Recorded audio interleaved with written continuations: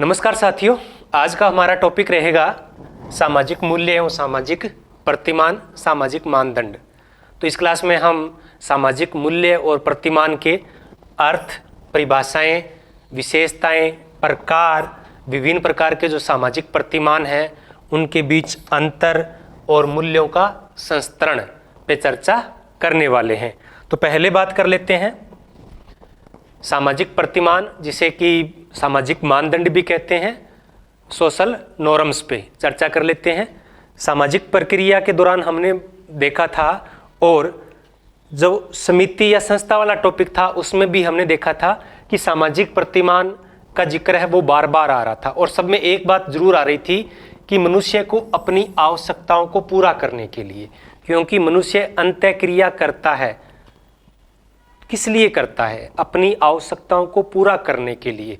पशु नहीं करते हैं, वो अपने अकेले या 2 के 3 के ग्रुप में बड़ी आसानी से रह लेते हैं, लेकिन मनुष्य नहीं रहता है। मनुष्य को इसीलिए अरस्तु ने कहा था कि मनुष्य एक सामाजिक प्राणी है। तो जब ये साथ साथ रहता है तो सबके अपने अपने स्वार्थ होते हैं, और अगर सब अपने स्वार्थों के अनुकूल व्यवहार करेंगे तो सामाजिक व्यवस्था नहीं बन पाएगी। तो सामाजिक व्यवस्था को बनाए रखने के लिए सामाजिक प्रतिमानों की आवश्यकता पड़ती है। तो सामाजिक प्रतिमान क्या है कि मनुष्य को अपनी आवश्यकता पूर्ति के लिए समाज द्वारा जो स्वीकृत नियम हैं, जिन्हें हम सामाजिक नियम कहते हैं, या समाज द्वारा जो स्वीकृत तरीके हैं, कौन बनाता है? समाज बनाता है, ताकि सामाजिक व्यवस्था चलती रहे। तो समाज द्वारा स्वीकृत तरीकों या सामाजिक नियमों को ही हम क्या कहते हैं? सामाजिक प्रतिमान कहते हैं। अब ये अनेक प्रकार के होते हैं, जनरीतियाँ, प्रथा, परंपरा, परिपाटी, कानून, फैशन, धुन, सब ये सामाजिक प्रतिमान हैं। इनमें थोड़ा थोड़ा सा अंतर है। आज हम इन अंतरों को ही समझने का प्रयास करेंगे। सामाजिक प्रतिमान क्यों जरूरी है, इसको हम 2-3 कथनों से समझ सकते हैं, और इससे प्रश्न भी पूछे जाते हैं। किसने कहा कि प्रतिमानों के अभाव में मानव समाज की कल्पना नहीं की जा सकती, यानी सामाजिक प्रतिमान या मानदंडों के बगैर मानव समाज की कल्पना नहीं की जा सकती। ऐसा किसने कहा?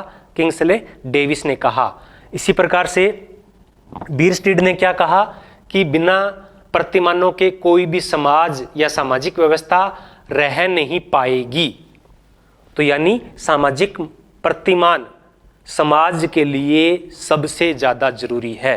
तो ये 2 कथन हमें बताते हैं कि सामाजिक प्रतिमान कितने जरूरी है। 2 कथन और हैं जिन पे प्रश्न बन सकते हैं कि मानव मानदंडों का निर्माण करने वाला प्राणी है। क्या है? मानव मानदंडों का निर्माण करने वाला प्राणी है। ऐसा किसने कहा? ऐसा मेरिल ने कहा। केवल मानव यह जो एकमात्र प्राणी है जो सामाजिक मानदंड विकसित करता है, बाकी इस संसार के अंदर कोई अन्य प्राणी नहीं है। तो इसलिए मेरिल ने कहा कि मानव मानदंडों का निर्माण करने वाला प्राणी है। बीरस्टीड ने भी कहा कि सामाजिक प्रतिमान है वो सामाजिक व्यवहार मापने के पैमाने हैं। क्या है? सामाजिक प्रतिमान सामाजिक व्यवहार मापने के पैमाने हैं। प्रश्न आ जाए तो किसने कहा? बीरस्टीड ने कहा। अगर हम इनके विकास की बात करें तो सबसे पहले जनरीतियाँ आती है। जनरीतियाँ हैं, फिर वो प्रथा या परंपरा बन जाती है, और परंपरा जब बाध्यकारी हो जाती है तब वो रूढ़ियाँ या लोकाचार बन जाती है। तो ये है। अब हम चर्चा करते हैं कि सामाजिक प्रतिमान की परिभाषाएं कौन कौन सी है। मुझे बार बार कॉल आते रहते हैं कि सर कोई पेड कोर्स दीजिए, पेड कोर्स दीजिए। मैं एक ही बात कहता हूं कि ये मैं दिल्ली की शाम को क्लास लगाता हूं, और सभी टॉपिक्स में 2 महीने के अंदर कंप्लीट करवाऊंगा। आपका सिलेबस है वो फ्री कंप्लीट हो जाएगा, लेकिन फिर भी आता है कि नहीं सर हमें तो पेड ही चाहिए।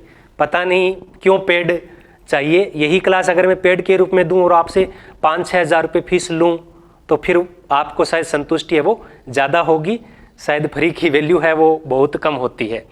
तो निश्चित रहे, मैं 2 महीने में पर डे, कोई विशेष काम हो गया वो अलग बात है, क्लासें लूँगा। आज ये जो बेसिक कॉन्सेप्ट है उनका अंतिम टॉपिक है, उसके बाद ग्रामीण और नगरीय समाजशास्त्र, सामाजिक अनुसंधान और थिंकर्स बचते हैं, उन पे कर लेंगे। और सबसे ज़्यादा प्रश्न किसी एग्जाम में पूछे जाते हैं तो वो कौन सा टॉपिक है? वो है मूलभूत अवधारणाएं, बेसिक कॉन्सेप्ट। और बेसिक कॉन्सेप्ट के मैं टोटल वीडियोस अपलोड कर चुका हूं। आज ये मेरा अंतिम वीडियो है बेसिक कॉन्सेप्ट के तहत। एक सामाजिक क्रिया जरूर बचता है, लेकिन मैक्स वेबर का सामाजिक क्रिया सिद्धांत में करवा चुका हूं और प्रेटो का सामाजिक क्रिया सिद्धांत करवाएंगे, तब सामाजिक क्रिया को भी थोड़ा और अधिक देख लेंगे। तो निश्चित रहें 2 महीने के अंदर नेट का और MP टेट है या UP PGT है, सबका कंप्लीट कोर्स इसके अंदर होगा। बीयरस्टेड ने क्या कहा? सामाजिक प्रतिमान की हम परिभाषाएं देख रहे थे, तो सबसे छोटी परिभाषा है वो किम्बाल यंग ने दी है। किसने दी है? किम्बाल यंग ने दी है। प्रश्न ऐसे ही आते हैं, कोई ज़्यादा गहराई से नहीं आते हैं। इनको हो सकता है थोड़ा सा घुमा फिरा के लिए पूछ लिया जाए, लेकिन प्रश्न यही होंगे और यहीं से आएंगे। और सबसे ज़्यादा प्रश्न बेसिक कॉन्सेप्ट से ही आएंगे। जैसे कि प्रश्न आ सकता है कि किसने कहा कि सामाजिक प्रतिमान समूह की अपेक्षाएं हैं? सामाजिक प्रतिमान समूह की अपेक्षाएं हैं, किम्बाल यंग ने कहा।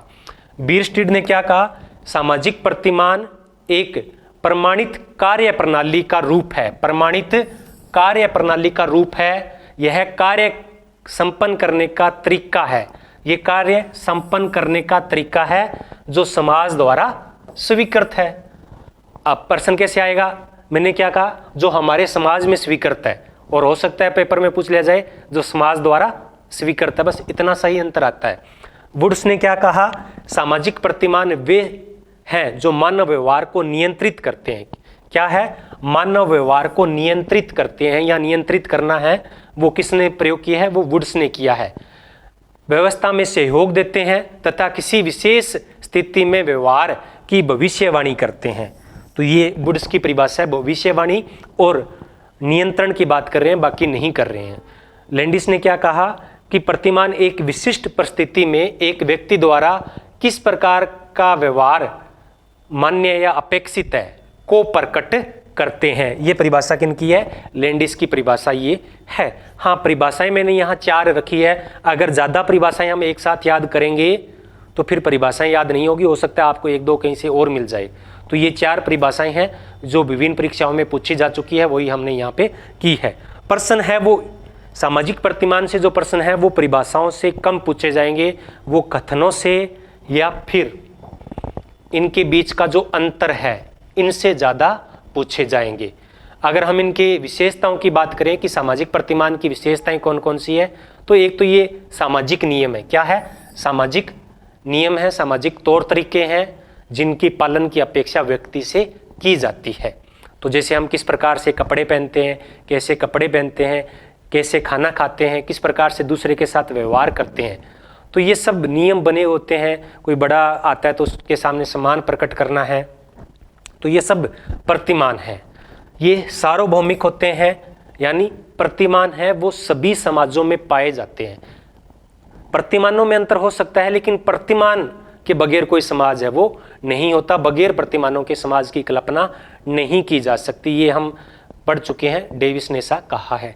ये आवश्यकताओं की पूर्ति के लिए बनाए जाते हैं ताकि सामाजिक अस्तित्व है वो बना रहे, उसकी रक्षा हो सके। तो सामाजिक प्रतिमान आवश्यकताओं की पूर्ति के लिए है। ये व्यक्ति के लिए पथ प्रदर्शक हैं।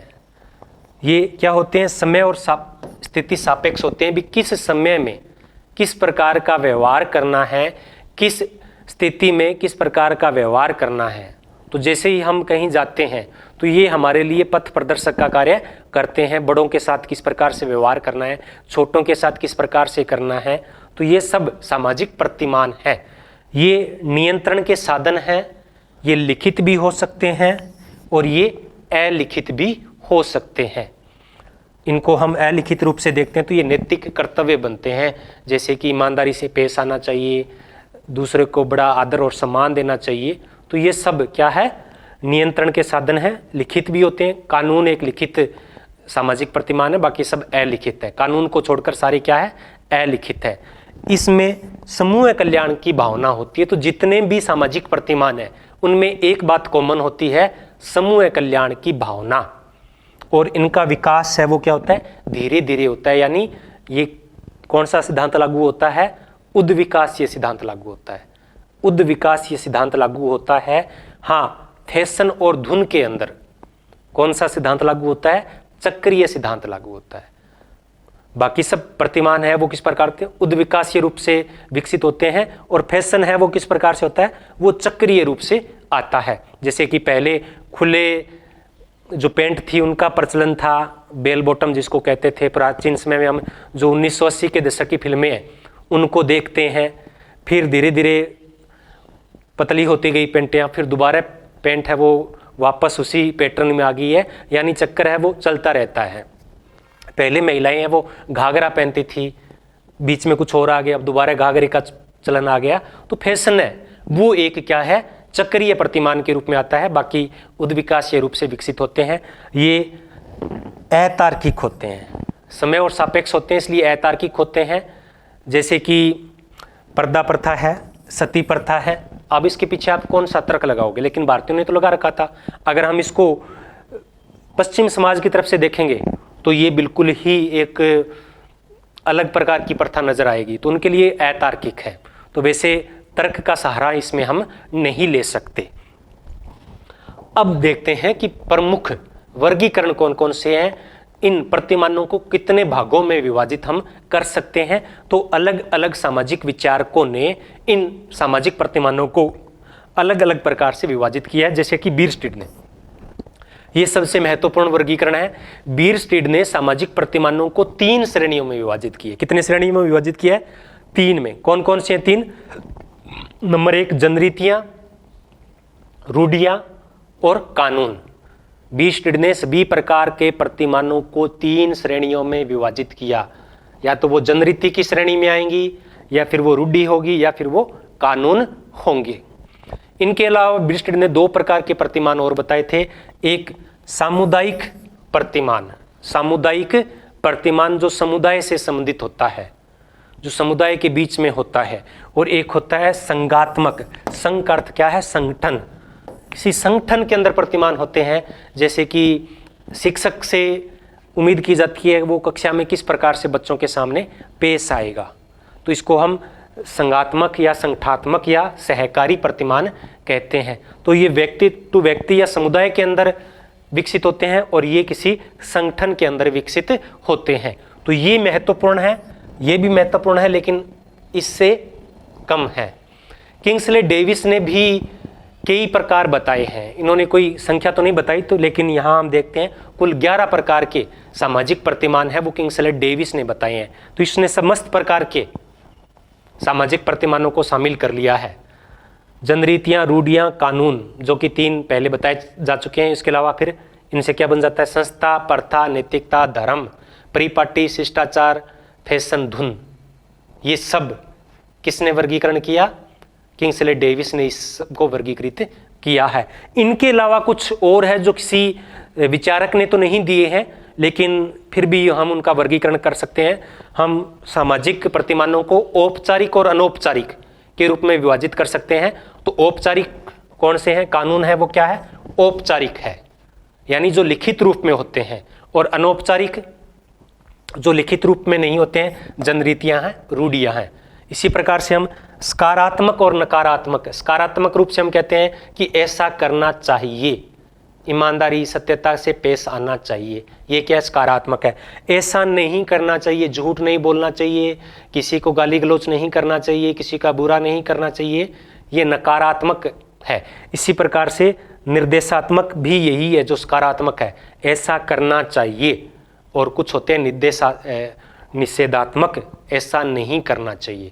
तो ये कुछ अलग प्रकार के वर्गीकरण हैं। अब बात करते हैं कि कौन कौन से प्रतिमान है। तो इनमें थोड़ा सा अंतर है, थोड़ा सा गहराई से हमें इनको समझना पड़ेगा, फिर हम इनमें अंतर करना सीख सकते हैं।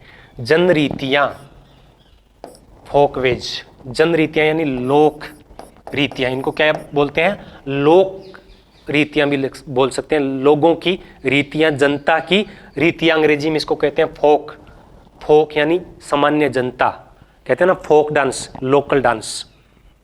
फोक का मतलब होता है किसी क्षेत्र विशेष के अंदर लोगों के द्वारा जो तरीके अपनाए जाते हैं तो उनको फोकवेज कहते हैं। ये समनर की पुस्तक थी फोकवेज, जो कि मैंने बताया था कि 1907 में है और कई जगह 1906 भी लिखा आ रहा है। तो 1906 और 7 के अंदर ये पुस्तक है वो आई है। और सर्वप्रथम प्रयोग है वो फोकवेज का, जनरीति का, वो किसने किया? ग्राहम समनर ने किया। अगर हम इनकी परिभाषाओं की बात करें तो मैकआइवर की परिभाषा है वो कई बार परीक्षा में पूछी जा चुकी है। मैकआइवर ने क्या कहा था कि जनरीतियां समाज में मान्यता प्राप्त अथवा स्वीकृत व्यवहार की प्रणालियां हैं। मान्यता प्राप्ति अथवा स्वीकृत व्यवहार की प्रणालियां हैं। ये एक लाइन है, आप रट लीजिए। ज़्यादातर प्रश्न है वो अगर परिभाषाओं से पूछे गए तो यहीं से पूछे जाएंगे। मैंने देखा है लगभग 4-5 बार ये परिभाषा पूछी जा चुकी है परीक्षा के अंदर। गिलीन ने क्या कहा? ये जो आपको बीच बीच में रेड दिखाई दे रहे हैं ये इनके कीवर्ड्स हैं। तो आप इन कीवर्ड्स के जरिए एक परिभाषा को दूसरी परिभाषा से अलग कर सकते हैं। गिलीन ने क्या कहा कि जनरीतियां दैनिक जीवन के व्यवहार के वे प्रतिमान हैं जो अनियोजित या बिना किसी तार्किक विचार के ही सामान्यतः समूह में अचेतन रूप से उत्पन्न हो जाते हैं। तो ये क्या है? जनरीतियां अनियोजित होती है या बिना तार्किक विचार के, लोग इसको बगैर तर्क किए इसको स्वीकार कर लेते हैं अचेतन रूप से। समनर ने क्या कहा कि जनरीतियां प्राकृतिक शक्तियों के समान हैं। जनरीतियां प्राकृतिक शक्तियों के समान है। ये बात कौन कह रहा है? ये बात समनर कह रहा है, जिसका पालन व्यक्ति अचेतन रूप से करता है। तो जनरीतियां, जन विशेष की रीतियां, जन विशेष के वो तौर तरीके जिनसे वो व्यवहार करते हैं, तो ये समय और स्थान सापेक्ष होते हैं। जनरीतियां विशेष तौर से अपने, अगर मैं जैसे राजस्थान से आता हूं तो राजस्थान में कुछ जनरीतियां अलग हो सकती है, उत्तर प्रदेश में कुछ अलग हो सकती है, मध्य प्रदेश में कुछ अलग हो सकती है।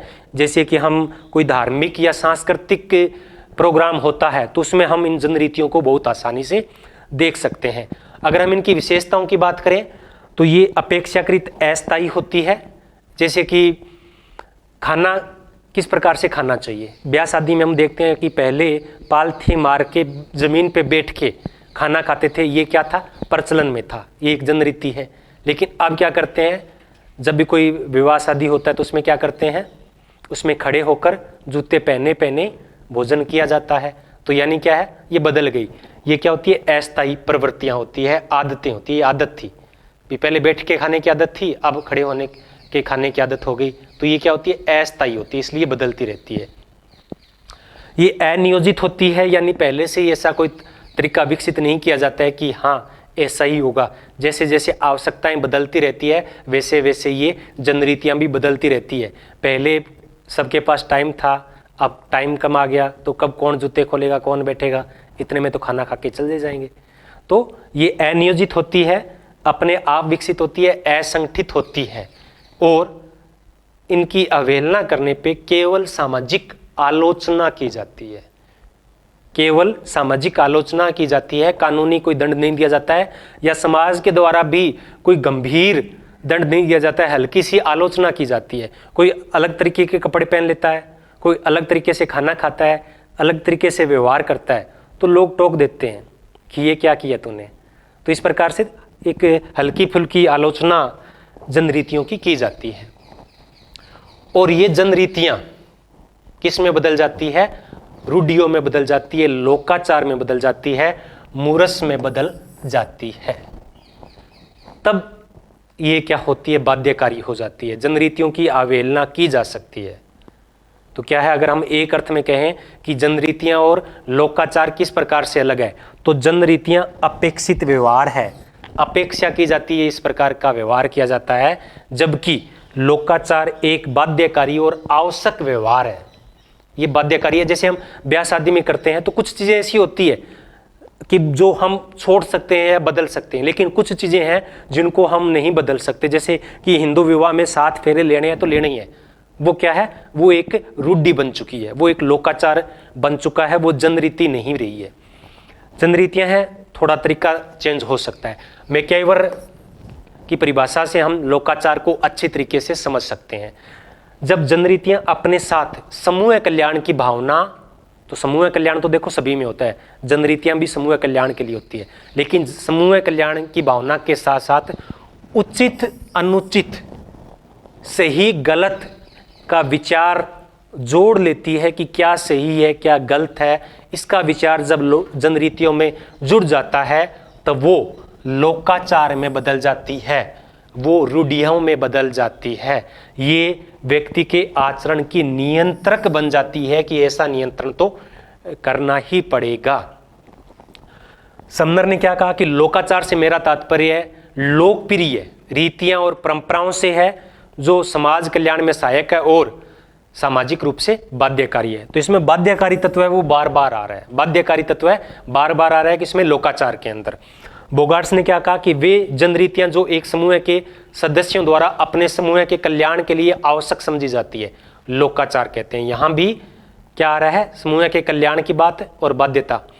और विशेषताओं की बात करें तो ये थोड़ी सी महत्वपूर्ण है कि इनका विकास भी स्वतः होता है। लोक जनरीतियां यानी जनता की रीतियां अपने आप विकसित होती है और जब उनमें कठोरता आ जाती है तो वो लोकाचार में बदल जाती है। इनका जो विकास है वो स्वतः होता है, ये कठोर होती है, अनुदार होती है, उदार नहीं होती है।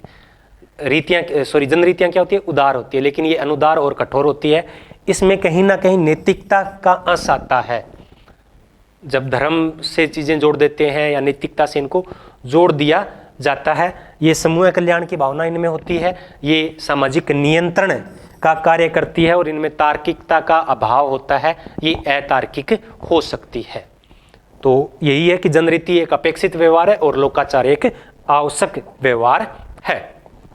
तो ये जनरीतियां और क्या थी, रूढ़ियां थी। अब क्या है, कुछ ऐसी है जिनमें अंतर बहुत कम है। तो ऐसी ही एक है प्रथा। तो प्रथा जनरीतियों एवं लोकाचार के बीच की अवस्था है। तो जब जनरीतियों के साथ अतीत का सफल अनुभव जुड़ जाता है और कुछ कुछ स्थायित्व आने लगता है, पूर्ण नहीं, कुछ कुछ स्थायित्व आने लगता है, तो उसे क्या कहते हैं, उसे प्रथा या कस्टम कहते हैं। तो यानी जनरीतियां और प्रथा में केवल मात्रा का भेद है, ये उनकी तुलना में अधिक व्यवहारिक, अधिक स्थायी होती है। तो मात्रा का फर्क है, लेकिन ये लोकाचार में अभी बदलती नहीं है।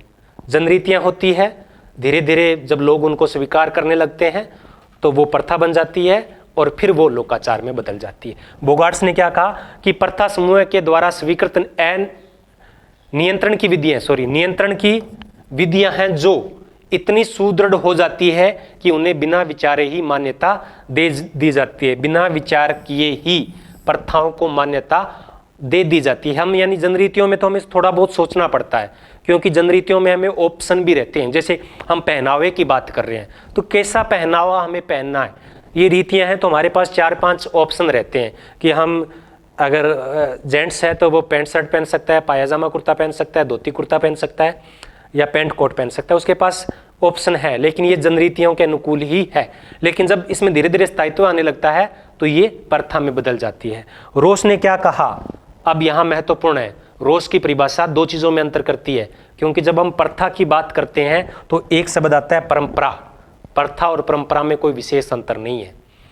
तो रोस यहाँ क्या कहते हैं कि प्रथा का अर्थ क्रिया करने के तरीके का स्थानांतरण है। प्रथा क्या है, क्रिया करने का तरीका है जो एक पीढ़ी से दूसरी पीढ़ी को स्थानांतरित होती है, जबकि परंपरा का अर्थ सोचने या विश्वास करने के एक तरीके का स्थानांतरण है। तो ये तो विश्वास और सोचने का तरीका है परंपरा, और प्रथा क्या है, कार्य करने का एक तरीका है। किसने कहा, रोस ने कहा। लुंडबर्ग ने क्या कहा कि प्रथाएं लोक रीतियां हैं जो दीर्घ काल से चली आ रही है। लोक रीतियां, प्रथा क्या है तो लोक रीतियां ही, लेकिन वो ज्यादा लंबे समय से चली आ रही है। तो प्रथाएं लोक रीतियां हैं, जनरीतियां हैं जो दीर्घ काल से चली आ रही है और ये पीढ़ी दर पीढ़ी स्थानांतरित होती रहती है, यानी इनमें बदलाव है वो जनरीतियों की बजाय कम होता है। अब कुछ और सामाजिक प्रतिमान हैं जिनमें भी अंतर बहुत कम है। परंपरा प्रथा के समान ही है, तो इसे सामाजिक विरासत का अभौतिक पक्ष कह सकते हैं। ट्रेडिशन इसका अंग्रेजी अनुवाद है, जिसका हिंदी अनुवाद होता है स्थानांतरित करना, एक पीढ़ी से दूसरी पीढ़ी को स्थानांतरित करना। तो ये सोचने और विश्वास करने की विधि को जब एक पीढ़ी से दूसरी पीढ़ी को स्थानांतरित किया जाता है तो उसे क्या कहते हैं? परंपरा कहते हैं। ऐसा रोस का मानना है। परंपरा में क्या होता है? विचार महत्वपूर्ण हो जाते हैं, तरीका थोड़ा सा हो सकता है बदल जाता है, तो उन तरीकों को, परंपरागत तरीकों को क्या कहते हैं? उनको कहते हैं परिपाटी। उनको क्या कहते हैं? परिपाटी कहते हैं, जो विशेष परिस्थितियों में पालन की अपेक्षा की जाती है। जैसे कि कुछ चीज़ें हैं उनको हम परिपाटी से जोड़ सकते हैं, जैसे कि सड़क के बाईं ओर चलना चाहिए, जबकि अमेरिका में क्या होता है कि सड़क की दाईं ओर चलना चाहिए। ये परिपाटियाँ हैं, चली आ रही है।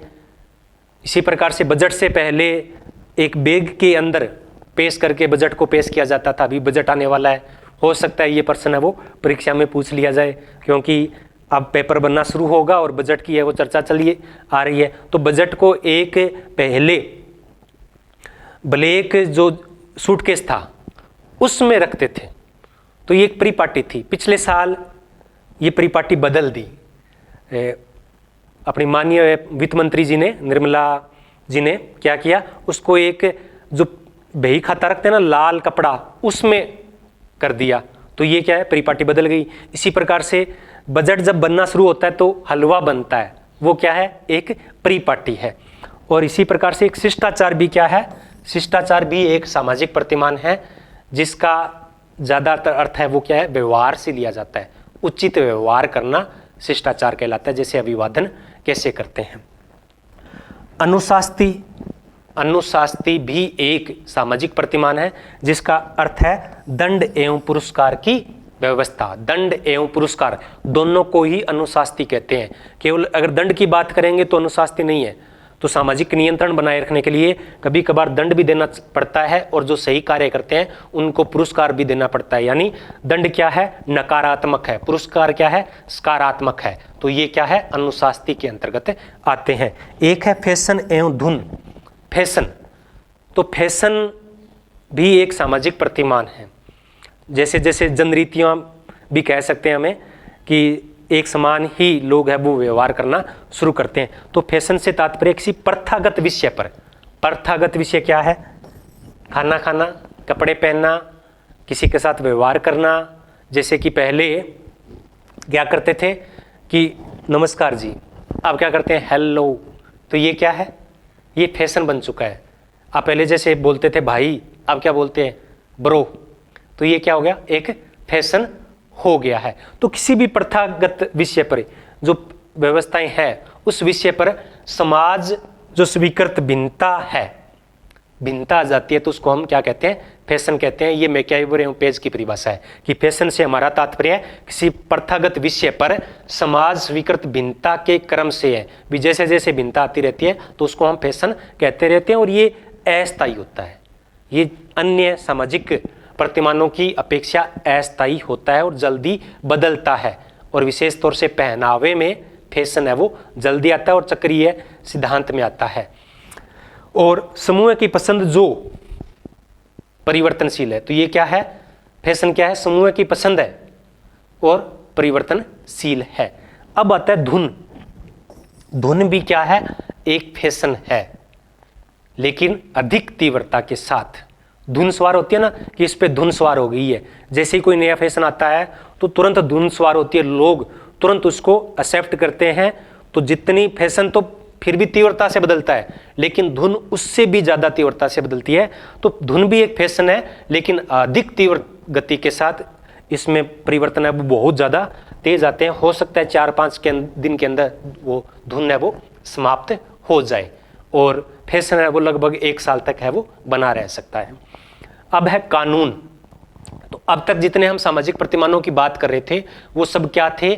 वो सब अलिखित थे, सामाजिक थे, अनौपचारिक थे। कानून एकमात्र ऐसा सामाजिक प्रतिमान है जो कि औपचारिक है। क्या है? औपचारिक है, सबसे शक्तिशाली है, और आधुनिक समय में तो सर्वाधिक शक्तिशाली कानून ही है। जैसे कि अपनी ही जाति में विवाह करना चाहिए, एक रूढ़ि है। और लोग बहुत आलोचना करते हैं और सामाजिक बहिष्कार भी उनका कर देते हैं। लेकिन कानून क्या कहता है कि कर सकते हैं तो कर सकते हैं। अब प्रथाओं को हारना पड़ता है, रूढ़ियों को हारना पड़ता है किसके सामने? कानून के सामने। तो जब सामाजिक प्रतिमानों को वैधानिक स्वीकृति मिल जाती है तो उसे कानून कहते हैं। कानून की परिभाषा क्या होगी? जब सामाजिक नियमों को वैधानिक या कानूनी स्वीकृति मिल जाती है तब उसे कानून कहते हैं। सभी को नहीं मिलती है, जैसे कि हमारे यहाँ सती प्रथा थी, पर्दा प्रथा है, बाल विवाह है, ये सब परंपराएं या रही है, लेकिन इन सबको कानूनी स्वीकृति नहीं मिलती है तो ये कानून में नहीं बदल जाती है। तो जब सामाजिक नियमों को वैधानिक स्वीकृति मिलती है तो कानून बनते हैं। मैं कह रहा हूँ, पेज ने क्या कहा कि कानून नियमों की वह व्यवस्था है जिन्हें राज्यों के न्यायालयों द्वारा मान्यता प्राप्त होती है। किनके द्वारा? न्यायालयों के द्वारा मान्यता प्राप्त होती है। रोस ने क्या कहा कि कानून सामाजिक नियंत्रण, देखो सामाजिक नियंत्रण की बात कौन करेगा? रोस करेंगे। रोस ने सोशल कंट्रोल पुस्तक लिखी थी और विश्वास और कुछ और प्रकार बताए थे सामाजिक नियंत्रण के, उनमें से कानून भी बताया था। तो सामाजिक नियंत्रण की अगर बात आती है तो मान के चलना, सभी में नहीं, सामान्य तौर पे, कि वो रोस की बात है। तो कानून सामाजिक नियंत्रण का सबसे विशेषीकृत और अत्यधिक स्पष्ट वाहक है जिसे समाज स्वयं समाज क्रियाशील बनाता है। बीरस्टेड ने क्या कहा कि कानून केवल उन्हीं समाजों में होते हैं जिनका राजनीतिक संगठन होता है। पहले केवल प्रथाएं होती थी। आदिवासी समाज होता है, उनमें क्या होता है? केवल प्रथाएं होती है, रूढ़ियां हो सकती है, उनमें कानून नहीं होते हैं। तो कानून के अगर हम प्रकारों की बात करें तो कानून को किंग्सले डेविस ने 2 भागों में विभाजित किया। कितने भागों में विभाजित किया है? 2 भागों में विभाजित किया है। नंबर 1 प्रथागत और नंबर 2 प्रथागत कानून और वैधानिक कानून। प्रथागत कानून कौन से होते हैं? प्रथागत कानून वे होते हैं जो कि आदिम समाजों में होते हैं, परंपराओं के द्वारा निर्देशित होते हैं, या धार्मिक जो कानून होते हैं वो क्या होते हैं? प्रथागत कानून होते हैं। और इमाइल दुर्खिम ने भी कानून के 2 प्रकार बताए थे, एक दमनकारी कानून और एक प्रतिकारी कानून या क्षतिपूर्ति वाला कानून। और जो कानून वैधानिक या जो लिखित होते हैं उनको वैधानिक कानून कहते हैं। आधुनिक समाजों में इस प्रकार के कानून होते हैं। इनको अनौपचारिक कानून कहते हैं, इनको औपचारिक कानून कहते हैं। ये परंपरागत समाजों में होते हैं, ये आधुनिक समाजों में होते हैं, ये अलिखित होते हैं, ये लिखित होते हैं। इन्हीं को ही औपचारिक और अनौपचारिक कह सकते हैं। और इमाइल दुर्खिम ने इन्हें दमनकारी और क्षतिपूर्ति वाले कहा था। जटिल समाजों में किस प्रकार के कानून होते हैं? दमनकारी कानून होते हैं। और जो आधुनिक समाज है उनमें क्या होते हैं? प्रतिकारी या क्षतिपूर्ति वाले कानून होते हैं। तो ये तो सामाजिक प्रतिमानों की बात थी। अब हम बात करते हैं सामाजिक मूल्यों की।